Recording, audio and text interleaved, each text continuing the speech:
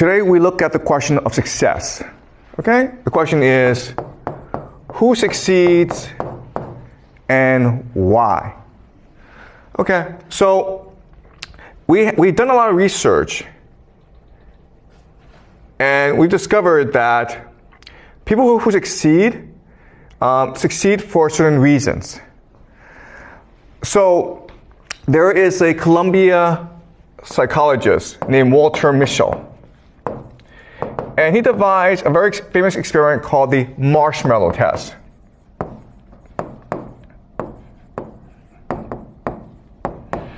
In the marshmallow test, it's very, very easy, okay? So imagine a room, and I invite a 4-year-old or a 5-year-old to come into this room and have a conversation with him or her. I ask them, how's your mother? What do you like to do? And it's a very good conversation. Then suddenly I get up and say, I'm really sorry, but I need to go across the hallway for another meeting, but I'll be back, okay? So just wait for me. And here, I'll make you a deal. Here's a marshmallow. I'm going to put a marshmallow in front of you. And you can have it right now. But if I come back and the marshmallow is still there, I will give you 2 marshmallows. Okay? And then Walter Mischel, he goes away. And he goes behind the room. And through a see-through mirror, he's able to see the students as they struggle to contain themselves. Because obviously they want 2 marshmallows. And there are some students who can, in fact, resist the temptation to eat the first marshmallow and then get a second marshmallow. But then there are others who cannot. And Walter Mischel will spend 50 years just tracking them, okay? And what he discovers is this. The students who resist the temptation, who get the second marshmallow, they are much more likely to do better in school. They have higher test scores. They have better careers. Their careers are more stable. They get promoted in their careers. They're much more able to find a stable relationship. They avoid jail. They avoid drugs. They avoid alcohol. They're more lean. They're more fit. They live longer. Better teeth. And those who cannot resist and eat the first marshmallow right away, they have the opposite effect, okay? And so the idea is that for Walter Mischel, success means delayed gratification. And all this means is that people who succeed are capable of long-term planning. To succeed today, I will make sacrifices necessary, okay? So if my friends are playing outside and I need to do my homework, well, I'm going to stay home and do my homework. Okay, so long-term planning, what he calls delayed gratification. Or a much more simple way of saying this is the idea of self-control, right? Or the idea of emotional regulation. You're able to keep your emotions in check. If you're angry, you're able to calm yourself down. Okay, and so we know about this, and that's why in school we focus on the idea of emotional regulation, teaching you how to better control your emotions, how to do long-term planning. Okay? So that's one theory of success. Another theory of success comes to us from another psychologist named Carol Dweck, and she's at Stanford. And she wrote a book called Mindset.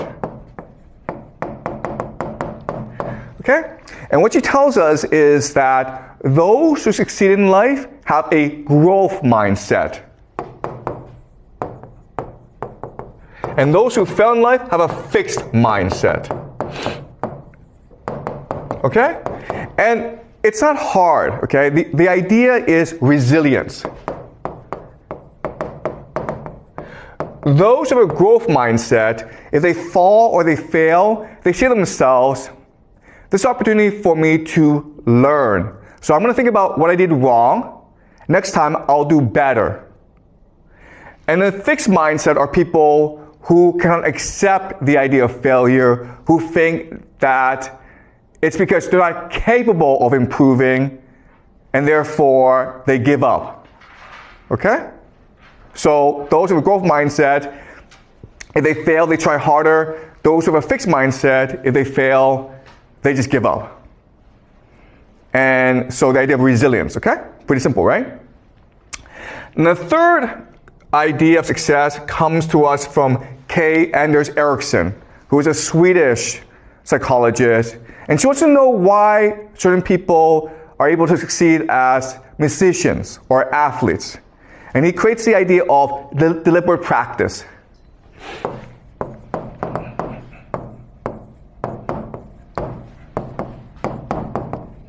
Okay? So what he found is that people who want to become athletes or musicians, they work really hard. They practice every day. But the people who succeed practice strategically. Okay? So those who work hard just work a long time. But those who work strategically have a plan. The plan is this. What are my goals? How can I achieve these goals? And then how do I improve my plan? Okay? So they're examining their own practices. And they're trying to figure out where the weaknesses are, where they can improve. Then set a plan on how to improve, and then they follow this plan. And if this plan helps them improve, they stick to the plan. But if the plan doesn't really work, they change the plan as well. Okay? So this is the idea of self-reflection. Or self-assessment. Constantly thinking about how you are as a student and figure out how to improve your own learning strategies. And what K. Anders Ericsson discovered is that if you do this, you'll succeed at anything. And this is true, okay? And the reason why we know it's true is there are two American psychologists named Dunning and Kruger. There's something, the Dunning-Kruger effect. And so what they did was this. They ran an experiment. They had 500 students in their psychology class, first year university. They made every student take an IQ test. And then after they took the IQ test, they asked each student, how do you think you did on the IQ test? Do you place in the top 5% or the bottom 5%? And it turns out that no one got the ranking correct. Okay? So those who were in the top 5% in terms of IQ thought they were maybe in the top 20%. Because for them it was easy, so they assumed for everyone else it was easy as well. But what was dramatic is that those who scored the lowest thought they were average. Okay? So the worst 5% in the class thought they were in the top 50% or just average. And the reason why is those people who are stupid lack the capacity to know they're stupid. Okay? So what Dunning-Kruger discovered is that the hardest part of being a student is to assess yourself properly, to know exactly where you stand and how to improve. Those who are stupid are often the most confident in the world. That's what's called the Dunning-Kruger effect. And this helps us explain why the world is why it is. Because often the people in power are stupid. They don't know they're stupid. They're overconfident. And they do stupid things like Donald Trump. Okay? All right? All right, so now we have these three theories, right? We have self-control. We have resilience. And we have self-assessment.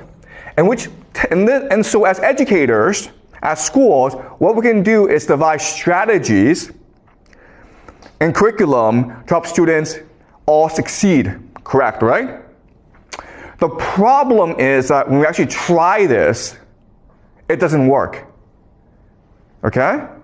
If you take a bad student and you teach him self-control, resilience, and self-assessment, the student doesn't actually get better. The reason why is, okay, and this is a very important idea for you guys to remember, is that correlation does not equal causation. Okay? You guys need to remember this. Just because things are correlated does not mean they cause each other. So I'll give you an example. We know that successful people, they get up early in the morning. Okay? They get up at 4 o'clock in the morning. But just because you get up at 4 o'clock in the morning does not mean you succeed. Okay? Just because you work hard, just because you're resilient, just because you have growth mindset does not mean you'll succeed. But if you're successful, you'll get up early in the morning because you are more motivated. If you're successful in life, you will have more self-control. You will have more resilience. You'll be more humble. Okay, does that make sense? So if you're rich, guess what happens? You become successful. And therefore, you will have growth mindset, self-control, deliberate practice. Okay, does that make sense? But just because you have growth mindset, deliberate practice, and resilience does not mean you'll succeed. Okay? So the question for us is, why does this happen? And ultimately, who succeeds? Okay, so we know for a fact that rich people are much more likely to succeed than poor people. And in fact, what we know from macroeconomic studies is that school doesn't really matter. It doesn't matter how well you do in school. If your parents are rich, you'll be successful in life. If your parents are poor, you will not be successful in life. Okay? So what's the difference? Okay, so now let's look at parenting strategies between rich and poor. Okay? So there are lots of differences, but let's focus on 3 major differences. The first major difference is that rich parents speak to their kids more than poor parents. Okay? High vocabulary, low vocabulary. When rich parents speak to the kids, rich parents will use higher vocabulary, longer sentences. Poor parents will just be no, yes, go away. Okay? Another major difference is in attitude. Okay? So rich parents use a friendly attitude, and poor parents use an authoritarian or command attitude. So for example, if you are a rich kid and you go and touch a stove, okay, and you burn your hand, the rich parent will say, listen, you made a mistake, don't worry about it. Let me explain to you why touching a fire is bad for you. Because you'll burn yourself, and you might have to go to a doctor, and we will feel pain if you hurt yourself, okay? So the rich parent will spend a lot of time explaining to the child why this is wrong and how not to do it again. The poor parent is like, don't you ever do that again or I'll beat the crap out of you. Okay? Don't do that. Pretty simple, okay? But as you can understand, the rich kid will understand that the world is safe and that he is respected in this world. Okay? Whereas the poor child will think that the world is scary and he or she must be afraid of adults. And this carries on into school, right? Because as a rich kid, you go into school and you think that, oh, my teacher is my friend. So you smile at the teacher and you hug the teacher and the teacher smiles back and now you're friends, right? But if you're a poor kid and you see the teacher, you're afraid to look at the teacher. You don't smile. You are stressed, okay? And the teacher thinks that you might be a problem child. So the problem with this is that, yes, being an authoritarian parent, it is effective, but it creates stress in the family. Okay? It makes the child feel unsafe. And this leads to the third major difference between rich parents and poor parents. Rich parents offer stability. Okay? Poor parents can only offer volatility. This is a very simple idea. Rich parents have money so they can afford to keep promises. So I'm a rich parent, I say to my child, okay, next week we'll go to Thailand for vacation. Guess what? Next week you guys go to Thailand for vacation. But if you're a poor parent, money is always an issue. So it's hard for you to keep promises, right? So it's like, next week we'll go to McDonald's for lunch. But your paycheck is not enough. So you're like, sorry, we can't go anymore. Okay? And now, because of these different parenting styles, we understand why rich kids behave different from poor kids, right? So let's look at the idea of self-control, right? Self-control. What is the marshmallow test? Marshmallow test is not a test of self-control. It's a test of your trust in others, right? If you believe that the teacher who goes outside, if you believe that he or she comes back and will keep his or her promise, then you will not eat that marshmallow. But if you think that this teacher is lying to me, then you're not going to eat that marshmallow. Then you will eat that marshmallow, right? So it's not really about self-control. It's about your belief and trust in authority figures, right? So if you're rich, you have stability. But if you're poor, you don't have stability. So you're actually better off eating that marshmallow rather than waiting for that second marshmallow. Because guess what? Most of the time, you will not get that second marshmallow. Okay, do you understand? So it's not that poor kids are stupid. Poor kids are rational, and they're responding to the circumstances that they live in. Okay? And resilience, right? Well, the idea of resilience is that you believe that the world will help you. Right? So if you're rich and you believe that everyone helps you, you can be resilient.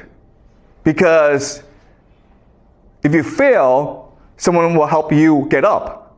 If you're poor, if you fail, that probably tells you you shouldn't be doing this. Okay?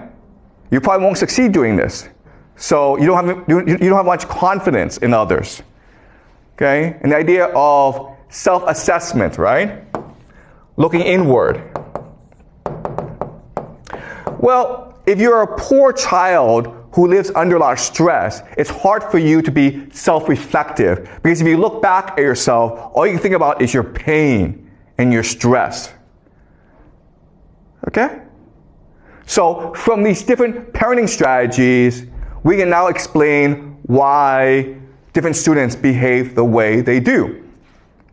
This, of course, may lead you to think, okay, well then, rather than construct our schools around self-control, resilience, and self-reflection, we should construct our schools around better parenting skills, okay? Which means that, hey, let's construct schools where kids are exposed to a lot of vocabulary, where teachers are friendly, and where there's a lot of stability, okay?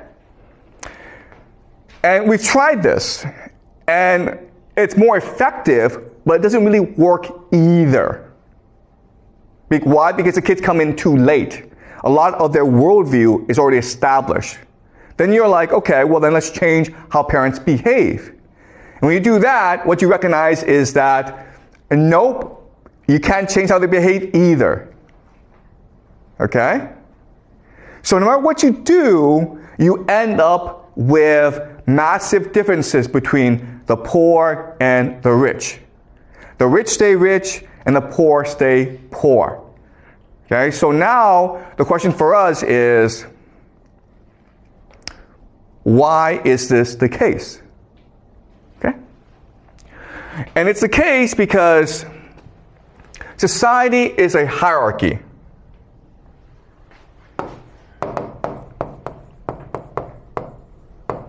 Okay, and the hierarchy is usually divided between the rich and the poor.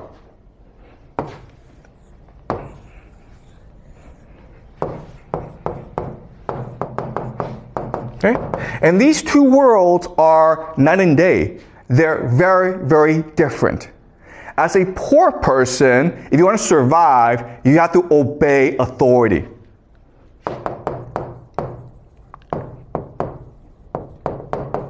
Okay? But if you're a rich person, the way that you get along with others, the way that you maximize your outcome is by negotiating with others. Okay? Negotiating.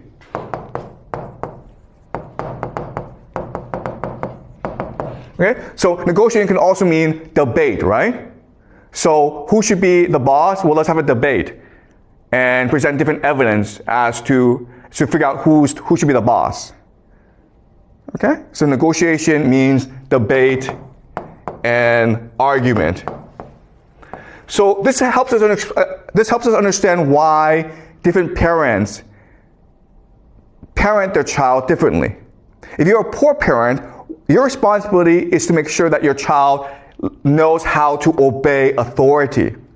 Okay? That's why you command your child. But if you are a rich parent, you want your child to be able to negotiate with authority, and that's why you respect your child and you teach your child how to debate, how to argue, how to negotiate with others. Okay? Because they live in different worlds. Another way of saying this is that from day one, rich kids know that they're playing a different game from poor kids. Okay? So let's go back and look at parents. Okay? So poor parents command their child, don't really speak, don't communicate, and don't keep promises, okay?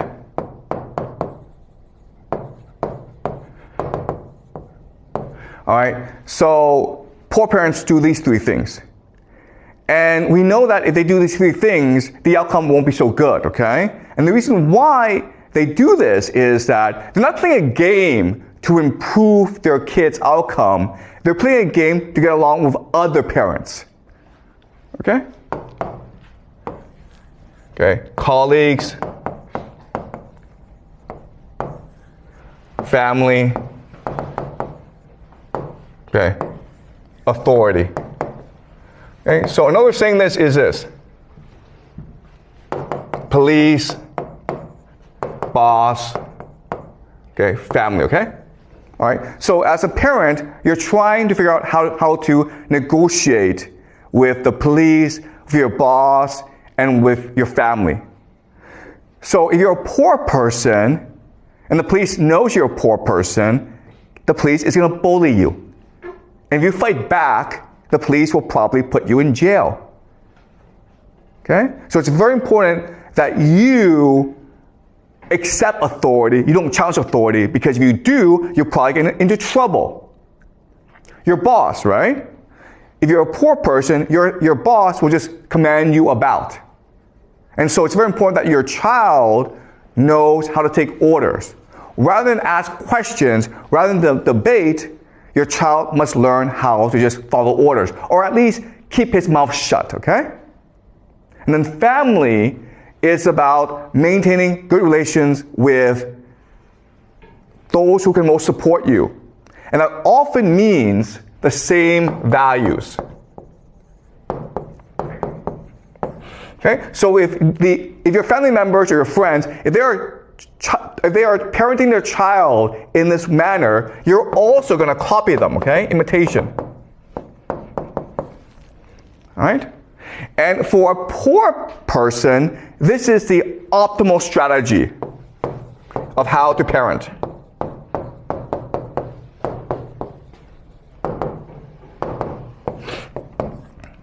Okay? Does that make sense, guys? Because if you do it another way, okay? If you choose to be a friend to your child, if you choose to communicate, if if you choose to keep your promises, then your friends and your family will think that you're doing something wrong. You understand? They won't think, oh my God, you are an enlightened parent who's read a lot of parenting books and great for you. They're going to think there's something wrong with you. Okay? So let me give you an example of this. So, my wife and I have 3 kids, okay? My parenting style. So my wife and I have 3 kids. And this is how we parent our kid, okay? First of all, we give our child a lot of freedom. So we don't have our kids do activities, okay? We don't have our kids do lots of activities. We don't send our kids to math class. We don't send our kids to swimming class. We don't send our kids to piano class, okay? We just let our kids run around and play. The other thing that we do is we communicate a lot with our child. Okay? Communication. We believe in democracy in our family. If we're going to make a decision together, we want everyone to communicate together. Okay?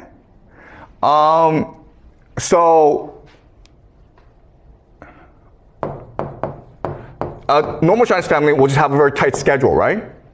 And the other thing that we do that's different is we tell stories. The other Chinese families will do math. Okay? So we raise our children in a way that's very different from normal Chinese families, from the way that you've been raised. Okay? And we do this because both my wife and I, we spend a lot of time talking about parenting.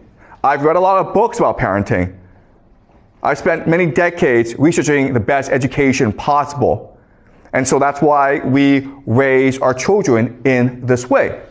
And guess what? Because we do this, we have no friends in China.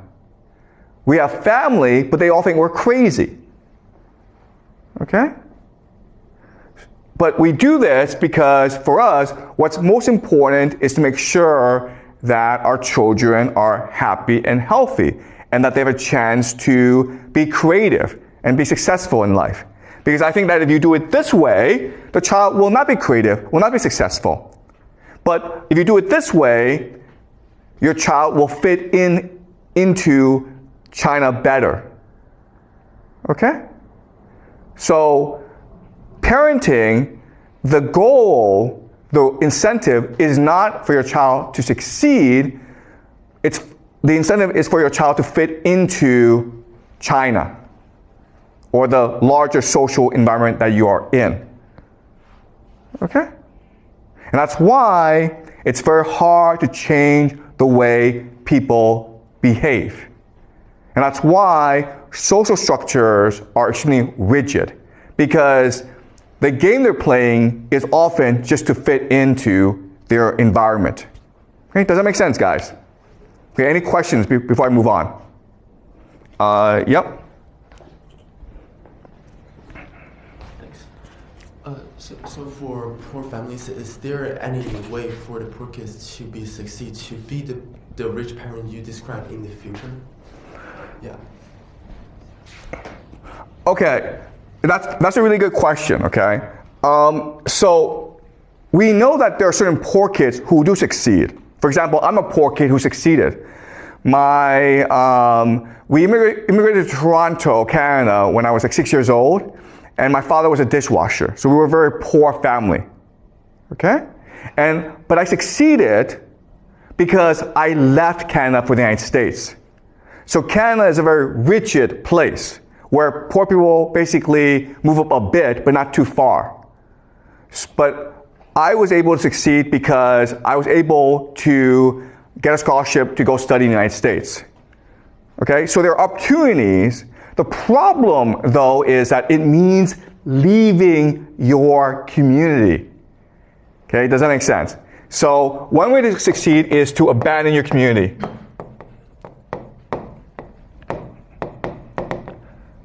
Okay, but that's high risk. Right? So you have to be extremely individualistic to take such a risk. So that's why most people don't do it. Because if you think about it, the safest option for you is to stay within your community. That's what's going to guarantee you the best outcome. But if you choose to abandon your community and just say, you know what, I'm going to go somewhere else and try my luck, that's taking a really high risk, okay? So to succeed, you have to take high risk. So another possibility is war. That traditionally, historically, has been the best mechanism of social mobility. When you go fight a war and you do really well, you'll get promoted in life. Okay? But again, war is high risk because chances are you'll get killed. Okay? So not just war, but also revolution. Right?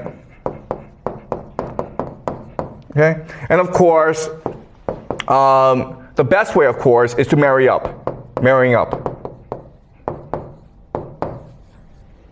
Okay? And that's why, remember in our very first class, we talked about the dating game, right? Where women only want 5 and 4. Okay? The reason why is that 5 and 4 are high status and 3, 2, 1 are low status. So if you're a woman, you don't want to marry into a low status family because your children will be screwed over. Okay? Your best option is to take a risk, gamble into a high status and marry. You want to try to marry into a high status family. Okay? So traditionally, war and marrying up are the two major mechanisms of social mobility. In today's world, abandoning community can also lead to success. Okay, basically immigrating to a place that offers more social mobility, which often means the United States. Okay, but another way of saying this is you have to get really lucky, guys. Okay, so there's lots of poor people who think that, you know, I succeeded because I worked hard and I'm really talented. Look, I was born poor. I lucked into Yale. Okay, it's luck. You can work as hard as you want, but the chances are against you. Okay? And it takes a certain personality, which is you're really individualistic, you're very ambitious, and you have high risk tolerance. Most people don't have that, okay? So yes, there are certain people who, despite their background, they're able to succeed. But that's often the exception to the rule, as opposed to the rule itself. Okay, so thank you. Is this clear? Yeah. Okay, any more questions, guys, before I move on? Okay.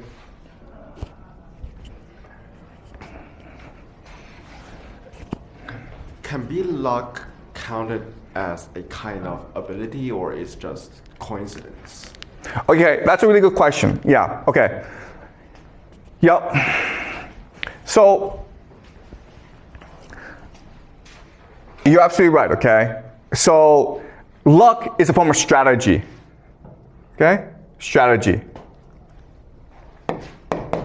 And all this is saying is that you are trying to position yourself in a place that allows you to get lucky. Okay? So I left Canada and I went to the United States because I knew that in Canada, it doesn't matter how hard you work, no one cares. But in the United States, if you work really hard, then you might get lucky and you might meet someone who's like, wow, you're a really hard worker, I want to promote you. Okay? So you're right in that, yes, you can strategize and increase your luck, but it's still luck. All right? And those who succeed are able to think strategically and far ahead and position themselves in a way that allows them to get lucky. Okay? And they often have the characteristics that we talked about, like self-control, resilience, and the ability to look inward and better understand what you're good at. Okay? So it takes a combination of factors. But the point I'm trying to make is that these people are only a minority, okay? 1% of the population, really. Okay? And they still depend on luck. Any more questions before I move on? Okay. So this leads us to a question, which is, okay, well, the way that I frame everything, you have poor and you have rich. And as discussed, they live in their own worlds, and they don't really connect with each other. They have different parenting strategies, they have different outlooks. The rich stay with themselves, the poor stay amongst themselves. So this looks like a very stable system, right? Stability. Oh, the word we can use is equilibrium.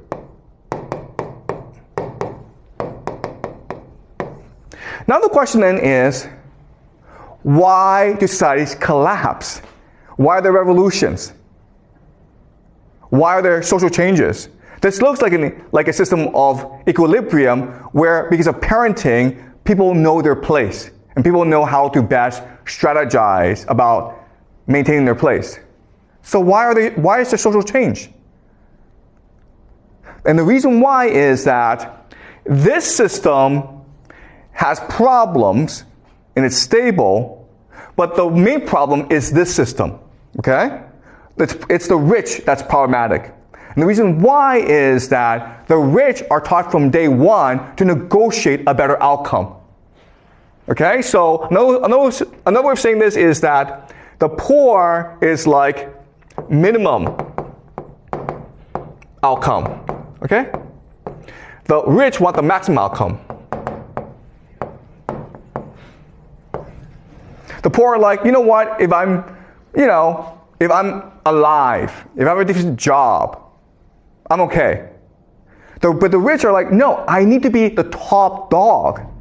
I need to improve my lot in society. Otherwise, what's the point of my life? Okay? So they have high expectations, okay? High expectations, low expectations. Okay? And this is a problem because power, it's a zero-sum game. Okay? Hierarchy is a zero-sum game. So only a few people can be at the top. So eventually you get into a situation where there are too many rich people and not enough powerful positions. And this is what's called elite overproduction.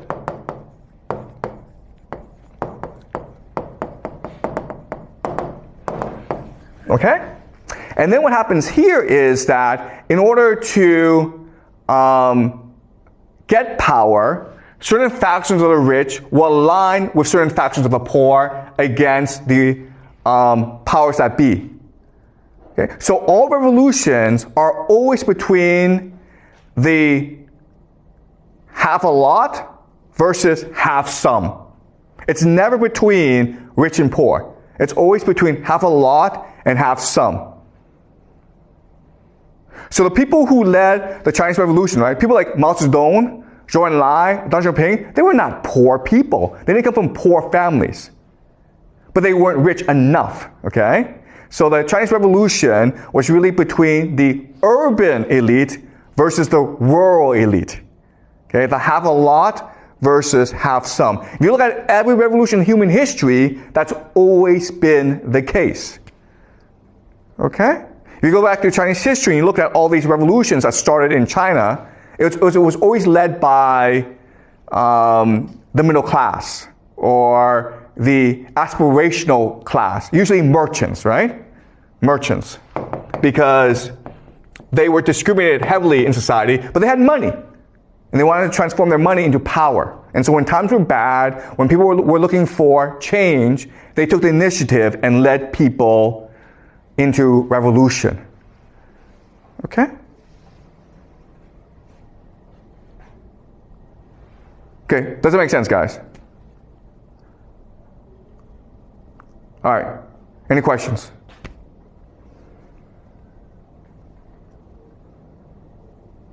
Yeah. All right.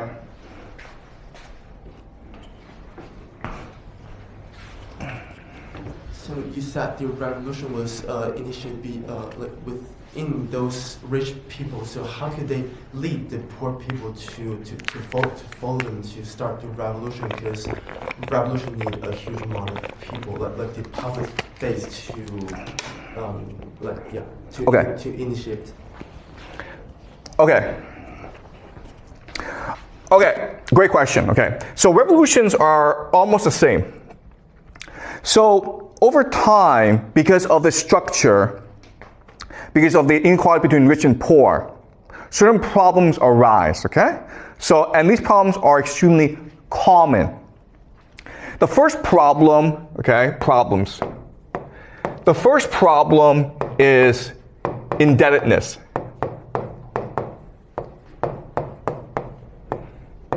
Because the rich have a monopoly over wealth, for the poor to survive, they need to borrow money. But over time, because of interest rates, the poor find themselves in slavery. Okay? Because if you can't afford to pay back the bank or the rich person, then your body is collateral, okay? So you become a slave, but not only do you become a slave, but your children become slaves as well. So slavery becomes a very common problem. And then the third issue, of course, is landlessness. Okay? So these are the three most common problems that ultimately become the seeds of revolution. The poor get into debt, and so they lose their land, and their children become slaves. Their children's children become slaves as well. Okay? Because of interest rates, it's impossible for you to pay back that debt. Okay? So now you have a majority of people who have absolutely no incentive to live. So what happens now is that a elite, okay, say to these people, follow me into revolution and I will clear your debts. I will give you land and I will end slavery. And that's it. Okay? Every single revolution has been like this. There have been different names, okay? So for example, communists are like, we'll create a communist paradise. But what's a communist paradise? A communist paradise is where debt is canceled, where people are given land, and where no one's a slave, okay? Then others like, okay, we'll create a religious paradise. Islam, okay? So Muhammad, the Islamic Revolution was about this initially. Later on it changed, right? And Muhammad said to everyone, we're going to create a kingdom of heaven. What's the kingdom of heaven? The kingdom of heaven is where people don't have debt, where people have land to feed themselves, and where there are no slaves. So if you're a Muslim, you can never be a slave. Okay? So look at every single revolution, it's this pattern. Whereas over time, because of inequality in society, you have people who fall into too much debt, they become slaves, they have no land, and then because of elite overproduction, you have this faction that splinters off, and who, in order to obtain power, get the people on their side, okay? And you look at the Roman Civil War, Julius Caesar was saying the same thing, right? Why was he so popular? Because he was saying to the Roman people, if I become king, I will get rid of your debt, I will free you of slavery, and I will give you land. And that's why they had to kill him. Okay? Why is Donald Trump so popular in America right now? Same thing, man. Where Americans are in debt to their credit cards, student loans, their houses. And so they believe that Donald Trump were to come to power, if he were to become king, what's the first thing that king does? What the first thing that king always does is cancel all debts. Because if you cancel all debts, who loses power? It's the rich who lose power. And it's the rich who are almost dangerous to a king. Okay? Does that make sense? Okay? So again, this is a very similar pattern in human history. It's all game theory, okay? Any more questions, guys? Okay, ask one more question, then we'll break, okay? Is this clear to you guys? Okay. So another way of understanding this is that according to game theory, individuals don't really matter. Okay, you have to look at large groups, you have to look at large social trends. Okay, you cannot really change the outcome for certain groups of people like poor kids unless you look at the overall structure in which they live. Okay.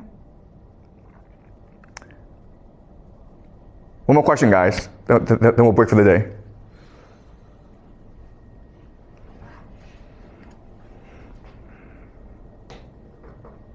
Yeah, Alan?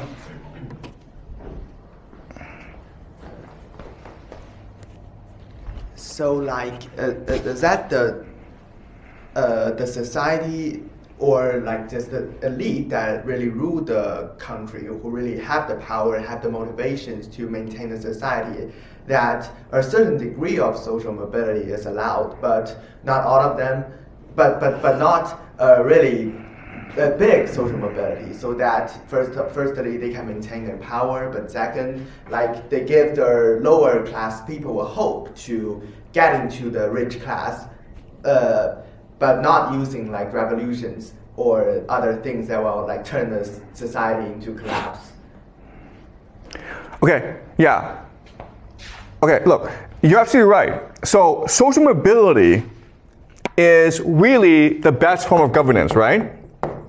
As long as you enable people with talent and ability and ambition to climb up, they'll be happy. And your society will be very stable. But not only will it be very stable, it will be very prosperous, very creative. And it doesn't matter what system you have, okay? So the example is, okay, America in the 1950s was a democracy. And there's a lot of social mobility. And so people worked really hard, and America became very wealthy.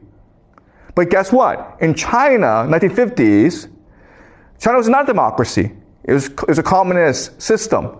But in the 1950s, people worked really hard as well. Why? Because China was destroyed after decades of war, and there were lots of opportunities for social mobility. If you worked hard, you got promoted very quickly in the system.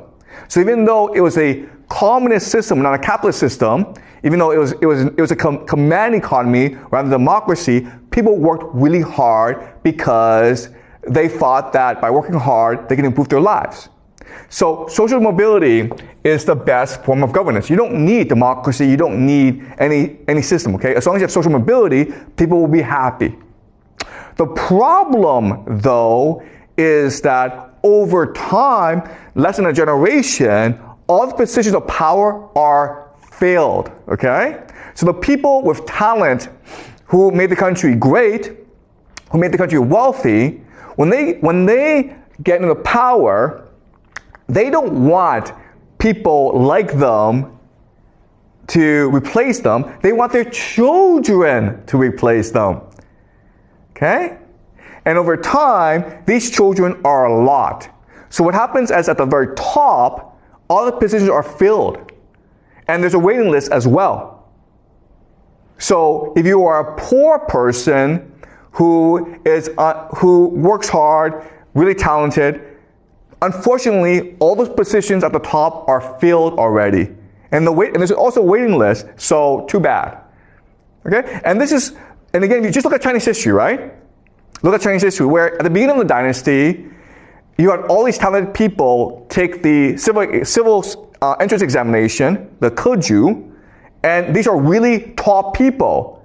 But then what happens is that they have children, and they teach their children how to do on the Keju, and then eventually they're like, you know what, we'll just cheat. So they corrupt the Keju, and then eventually like, you know what, screw this. Whoever can pay to pass the Keju will pass the Keju. And then all the positions at the very top are filled. There's no more social mobility. So what do people do? They engage in revolution, right? So you look at Hong Xiu-chuan, right?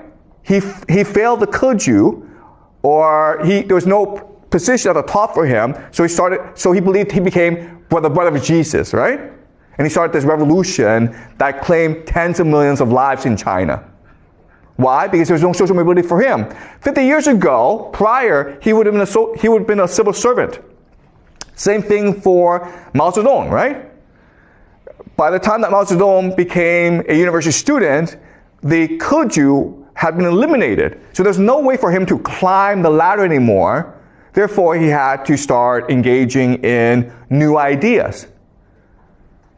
Okay?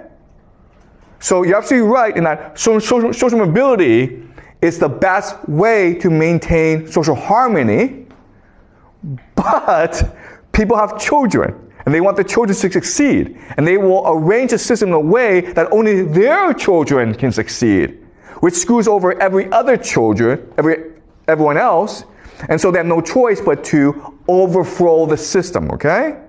Or another way of saying this is game reset. Game reset. This is what a revolution is, okay?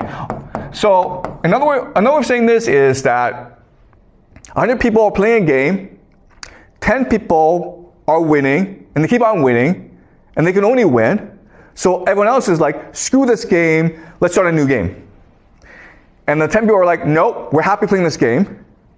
They can't agree, so the 90 people the only thing they can do is a revolution, which allows for game reset, which now again allows for social mobility. And that is the course of human history. Okay?